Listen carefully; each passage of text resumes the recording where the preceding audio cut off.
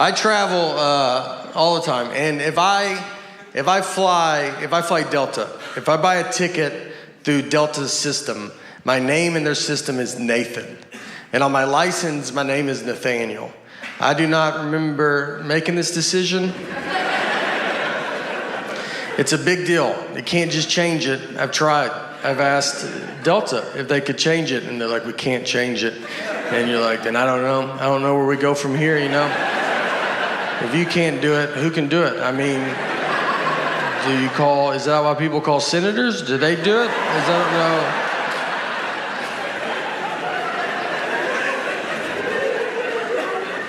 don't know. What you have to do, you have to mail your birth certificate in. Some moms give their children their birth certificates. I've never received mine. I thought I was the proof of my birth. So I will never go through that process to get my name changed, so I just deal with it. And it gets brought up. Once I was checking a bag, and the guy by the counter, he sees my ticket says Nathan, the license says Nathaniel, and he was like, this is not good. He goes, these names don't match. And I was like, but they match, right? Like, you can see the leap that we took to get from one to the other.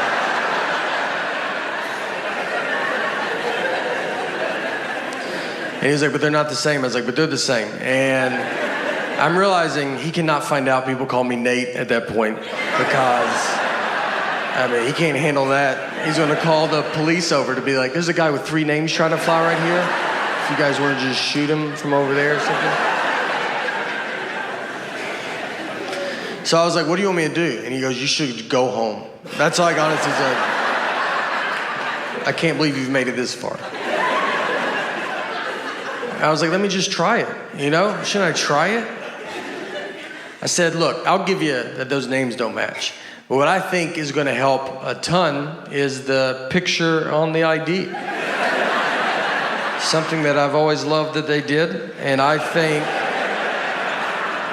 with 70% of that name matching and 100% face, it's 170%. I think I'll get through it. All right. So my wife and I, we met at Applebee's. And before I ever started comedy, I was a host and she was a server. And someone asked her recently, they said, hey, do you think, did you ever imagine when you started dating that your lives would become all that it's become? And she said, well, when I met him, he was a host and I didn't think he was smart enough to be a server. So, yeah, we've got a little bit farther than I expected, you know? I told her I want to be a server one day, and she's like, you keep dreaming that dream, all right? I think if you try hard, you can get that menu memorized. Me and my wife, I'm the dreamer of our group. You know, I feel like in a marriage, you have one of you is a dreamer. You know, money's not real. Let's have fun. Let's go do fun stuff as much as we can. And the other person hates fun. And that's how you make a marriage. You can't have 2 dreamers. You're gonna be homeless in an hour. You need someone that just walks around. Is fun happening? I'd like to put a stop to that. You know, having fun? Stop it. Is the air conditioner on? Turn it off. We've been married 12 years, and our wedding, it was not good. This is not my fault. This was my mom and my wife planned the wedding, and they're both cheap. So they cut corners. If we hire someone to do something at our house, I promise he does not do that job full time. He'll be fixing our dishwasher and we're like, do you paint houses? And he's like, yeah, I probably could paint houses, you know? His business card says, how hard could it be, right? Can't be that hard. We got married on Friday the 13th, got a pretty sweet deal on that. They were wide open. We were like, what times are available? They go, every one of them, all 24. You can call us that day if you want. Her brother married us, that was free. The photographer was just a buddy of ours that had he just bought a new camera. So we were like, you didn't do our wedding? Never done anything professionally, and it showed. His camera stopped working during it, and he started taking stuff out of it, like that would be the problem. Like, it's like, yeah, you know what? I bet they put too much stuff inside of it when they built it. You should yank some of those wires. That's not supposed to be in there like that. Our DJ was awful, and that's because we got my mom to hire the DJ. I don't know who thinks to ask someone in their 50s for DJ recommendations. No one ever is like, Mom, are you in with the local DJ scene by any chance? She hired someone older than her. He just had CDs, and this was when computers were doing real good.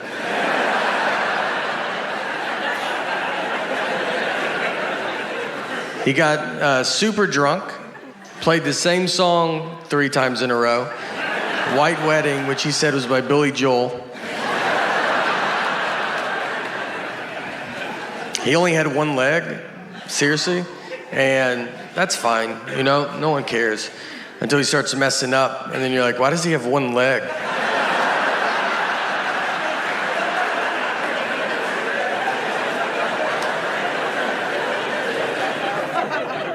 God forbid I go to a store she has a coupon for. I mean, I'll be walking into the parking lot, just get a call, don't buy anything, I have a coupon. I'm like, do you think I'm gonna come home and get that coupon? Is that what you think's about to happen? I'm gonna try to pay more now that you called. I don't even know if Target allows that, but I'm gonna try to negotiate up on this toothpaste. You better hope they don't ask me to round up. I'm rounding up. I hate coupons so much, and she's addicted to them. She will not let me leave. Like, I got a coupon. I'm like, I just feel so stupid. I'm buying deodorant, and I'm like, I don't have all the money, but I'm almost there. But I do have this coupon. One day, I hope to be able to pay full price. We are saving up as much as we can. Marriage fights are great because they're all very dumb. I would say 90% of them are dumb. 10% the cops show up. But we got in a fight once over chocolate milk. We didn't talk for 24 hours. What happened is I brought chocolate milk home, and she was like, why did you bring it home? And I was like, you're supposed to drink it after you work out. And she was like, that's not true. And I was like, well, there's a commercial on TV. They probably looked into it more than you did. So I decided to listen to them. And she said, that's just the milk people pushing chocolate milk. And I was like, you don't even know what that statement means. You don't know if there's milk people. And I think chocolate milk's doing fine. I don't think they're sitting on barrels of it. And they're like, we got to make up a lie. We got to get rid of this chocolate milk.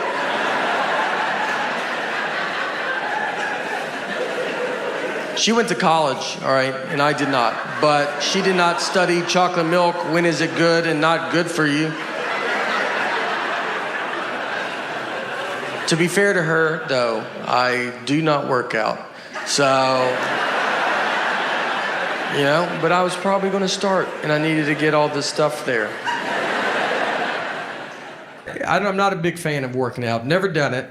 And I told them, I was like, I just want to do upper body stuff. And they go, all right, well, how about we just do legs every day? That's all it is legs.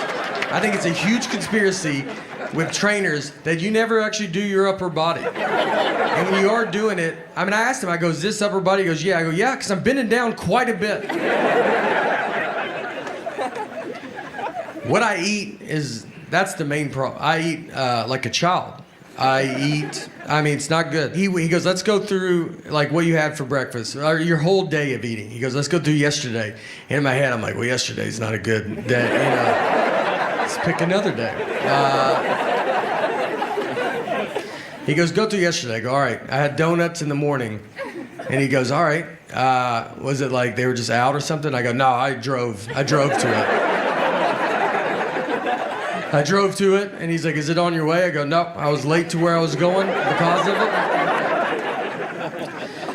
it. He goes, what about late night snacking? And I was like, well, I had Sour Patch Kids last night.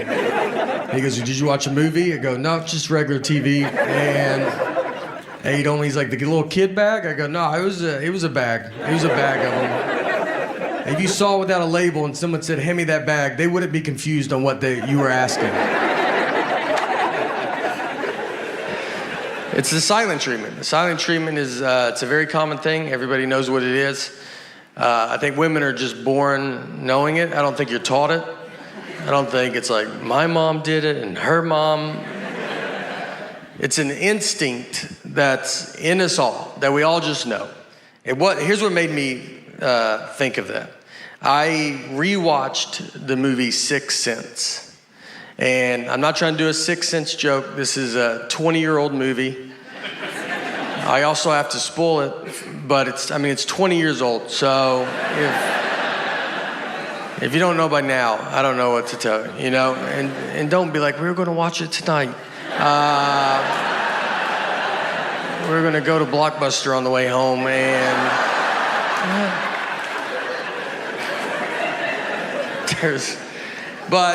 so he's dead the whole time. And I don't know. That's, if you haven't seen it, it's a pretty big part of it. But for those that have, think about when you watched it. When we all saw this movie for the first time, none of us knew he was dead. That was the biggest surprise we've ever seen in our life, We just thought his wife wasn't talking to him for like a year. That made more sense to us than him possibly being dead.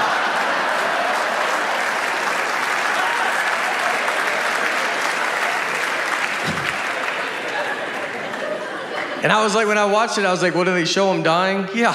That guy shoots him with a gun. That's how the movies start. That's how obvious they're like, hey, he's dead. And we still watched it for 2 hours, just like, I know what this guy's going through, This is a movie about marriage and how hard marriage is. Yeah. Even if you get shot, it's your fault.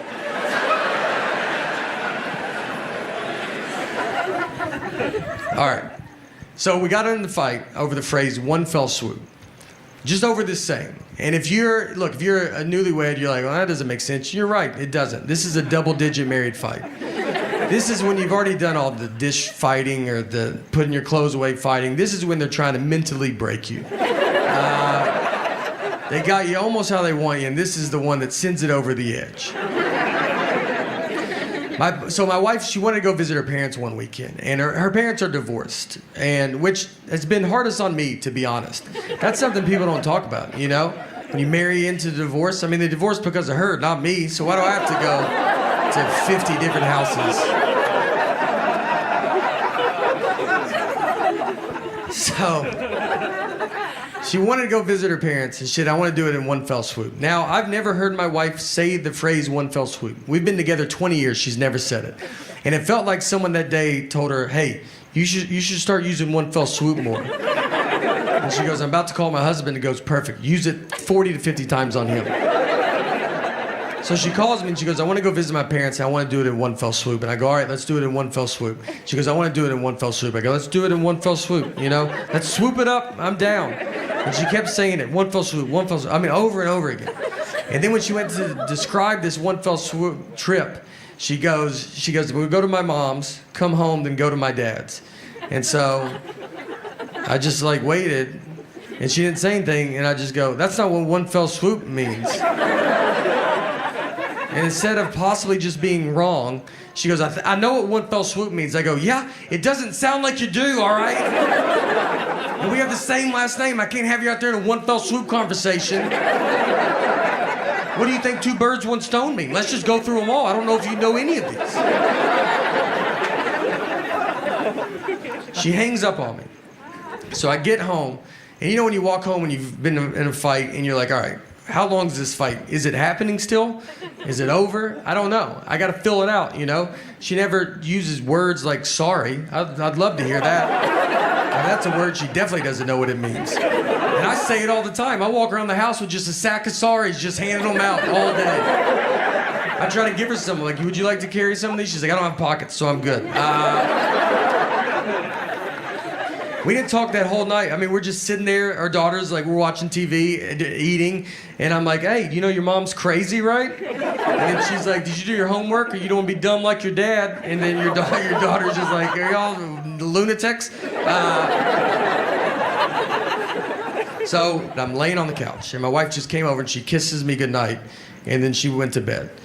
And that was it, That was I felt like it was her sorry, I guess. But she didn't say it. And so I was laid there, and I'm just thinking about it. And you think about it a lot because you're like, all right, because you learn the longer you get married, sometimes it's like, just let stuff go. Who cares? And the next morning I get up and I kind of still wanted to talk about it because we didn't talk all night, So I went into her, I was like, look, I got to tell you, I mean, it's just not what it means, And that got it going real good. But I felt so good about this argument, I thought about it all night. I was like, you got this one in the bag, man. You should bring it back up. I'm not trying to date her anymore. I'd like to win a fight. We're going to die together. I almost woke her up in her sleep. That's how much I was so excited. I almost just started shaking her going, it's not what it means. Our marriage almost ended in one fell swoop. So my wife will tell me that she always says that I don't like the way she talks. And it's not her voice. I like the sound of her voice. That'd be a big problem, I think, if it was like, it's your voice. I just hate it. It's the information that she chooses to tell me at times. We took a trip to Florida, to Fort Lauderdale. And her and our daughter are flying from Nashville, where we live. And I'm flying from Detroit. We're meeting at Fort Lauderdale's airport. I have to find them when they land. So I called her because I was about to take off. And I was like, all right, what time do you guys leave? She goes, noon. And it was 11:30 and they're still at home. I was like, Laura, I don't know if you even know what an airport is. But if that plane was in our driveway, I don't think you could make it.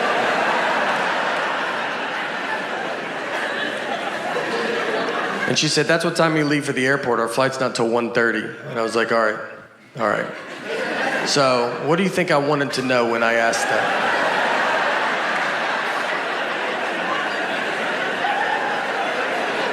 Is that what you thought the best time you could give me was a time that means nothing to nobody? What time did you go to bed last night? Just tell me that, and I'll just look up all the planes that land in Florida, and I'll guess which one I think you're on. She said, I'm sorry I don't talk the way you want me to talk. I'm like, I want you to talk like a regular person, all right? Like you've been around people before, We didn't talk in Florida, I'll tell you that. Our daughter still sleeps in our bed, too. And parents don't like that when you say it. They're like, you got to keep them outside, don't look at them. It's my fault. So we had a kid late in life. We have one kid. And so we're kind of hitting all the sites. And when I get home, travel a bunch and I get home, I'd want us to all sleep in the bed together. And I've kind of built up a habit now, and it's happening. So it's tough, though, because kids don't know how to sleep. I mean, she makes king bed feel like a twin. I'm on the edge. When I sleep alone in a hotel, I have to sleep with my head on the nightstand. It's the only way I know how to go to bed. She gets sideways, upside down. If you woke up upside down tomorrow, you would go to the hospital. She's also apparently going through menopause because she's the hottest human being that's ever lived. I'm not freezing at night. She just kicks all the covers off, and you're like, yeah, no, you go ahead. It's your bed. We're lucky to be in it. She's got to get out at some point, I don't know. She'll be 37 years old. Hey, can I get in the bed with you guys? Her kids are upstairs asleep in their bed. Her husband left a while ago. He ain't gonna put up with that. We're doing homework, too. Our daughter's starting to bring it all home. Homework's fun. First and second grade was awesome. Third grade, you're like, okay. They throw some stuff in, you're like, oh, all right. It's, okay. Learning it earlier than we used to, huh? I don't even know if that's true, but...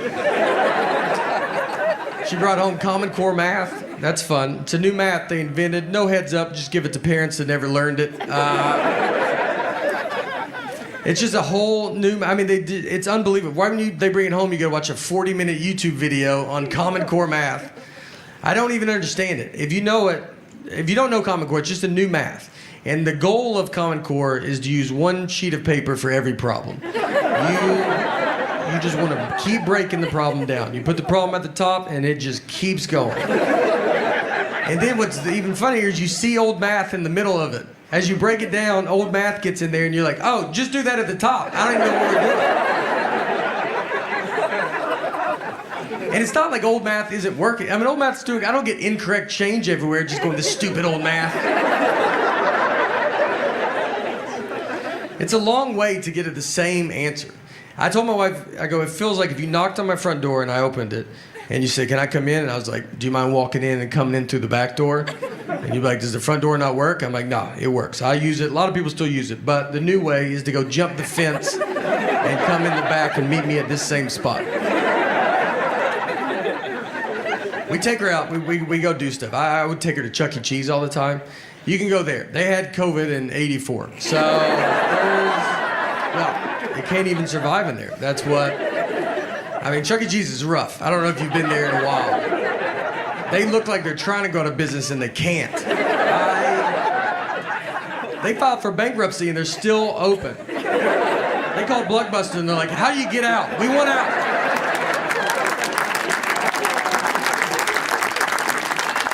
They're updating nothing. That Chuck E. band is just robotic. I mean, the drummer doesn't even turn on. It just sits like that the whole time.